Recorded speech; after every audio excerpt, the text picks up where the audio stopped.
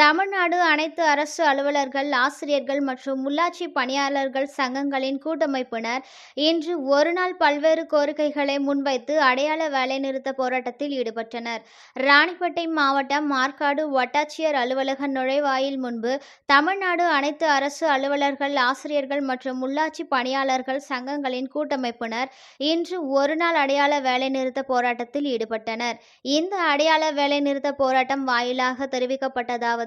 பழைய ஓய்வூதிய திட்டத்தினை தமிழக அரசு நடைமுறைப்படுத்த வேண்டும் என்றும், உயர்கல்விக்காக ஊக்க ஊதியத்தினை வழங்க அரசு நடவடிக்கை எடுக்க வேண்டும், கொரோனா பேரிடர் காலங்களில் நிறுத்தி வைக்கப்பட்டுள்ள சரண் விடுப்புகள் உள்ளிட்ட சலுகைகளை உடனடியே வழங்க வேண்டும் என்றும், மாநகராட்சி மற்றும் நகராட்சிகளில் பணியாற்றக்கூடிய பணியாளர்களை அரசு பணியாளர்களாக அறிவிக்க வேண்டும் 243 என்ற அரசு ஆணையின்படி தமிழக அரசு திரும்ப பெற வேண்டும் என்றும், இடைநிலை மற்றும் முதுகலை பள்ளி ஆசிரியர்களின் ஊதிய முரண்பாடுகளை களைத்திட வேண்டும், அனைத்து துறைகளிலும் உள்ள காலி பணியிடங்களை நிரப்பிட அரசு நடவடிக்கை எடுக்க வேண்டும், அரசு துறைகளில் ஓட்டுநராக பணிபுரியும் பணியாளர்களுக்கு மருத்துவ துறைகளில் வழங்குவது போல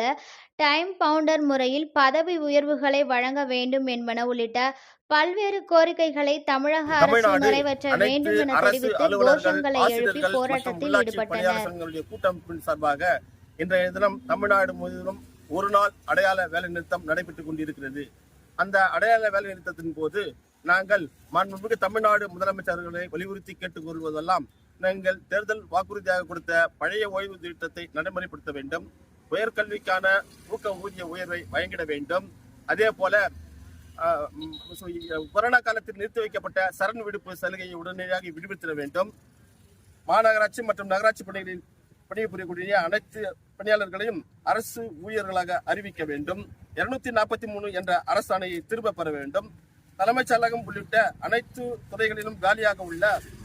பணியிடங்களை நிரப்பிட வேண்டும், இடைநிலை ஆசிரியர்கள் மற்றும் முதுகலை ஆசிரியர்களுக்கான ஊதிய முரண்பாடுகளை கலைந்திட வேண்டும்,